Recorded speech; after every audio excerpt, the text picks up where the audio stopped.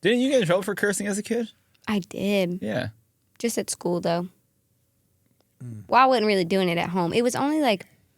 What'd you say? What was your word of choice? It wasn't like a word. It was just like...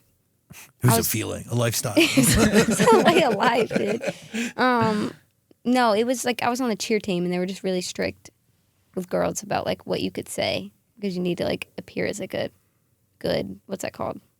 Like a good student or something. Really? I don't know. Fuck. Anyways, but so I'd be posting these songs on TikTok, and they'd have cuss words in them, and they were just like, you can't do that. And so they make me run. So their answer was like physical? Like the answer? Yeah, no, you'd have to run miles. It was like a thing. What? Yeah. All because of something you posted on the internet? Yeah. It's like you're not supposed to. But it's fucked up because like the football team can do it. I don't know. It's also like it was deep in the South in like a small town. Because I lived in Huntsville, but I also lived in a small town called Athens for like middle school and high school. Very tiny. Very tiny. And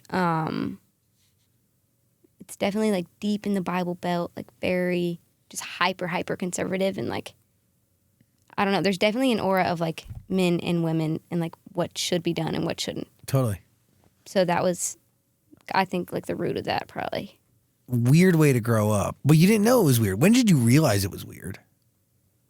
That's a good question. Definitely like middle school. What was like feeding that? Like what was It honestly stemmed around dress code, dude. It's so stupid. But I get it. I was like, damn, this is fucked up. You know? I don't know. That was definitely weird. Yeah. It's weird. It's definitely a thing. I remember I used to go to this gym in Alabama. And I went to the gym. And I was working out in like a crop top. Nothing crazy. It was a crop top. I was also like 15, maybe 14. I was working out, and this lady comes up to me, and she's like, you can't wear that in here. Meanwhile, there's guys with no shirts on. I'm like, bruh. Anyway, so they kicked me out of the gym, and I'm like, this is so fucking crazy. But that type of shit just really used to piss me off. And then I looked at everything, and I was like, damn, this shit's fucked. Yeah. And Alabama in some ways is. It is. The Deep South is. The Bible Belt is. Those values are. Certain values. I think there's like... Yeah, those in particular there's like sweet things about Southern hospitality that I think are so great. And I think you go to like a small town in the South and people are like nice to you. And I appreciate that. But there's definitely some things that I'm like, damn, like, no, that's not cool. You're very made up of like a bunch of different stuff. Like, where does the rap come from? Is that like, when did you realize you can even do that side of music? I think I started, a lot of people just listen to it around me, like, especially in middle school. And I remember like, I found Lil Baby and I was just so obsessed.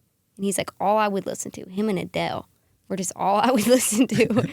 And then I don't know, I fell in love with it. And that's kind of how that happened. How'd you find your flow? Like, when did you feel brave enough to try to rap? Because that's different than singing. It is different. I don't know. It comes out in... I don't know. It just kind of comes out when I'm singing.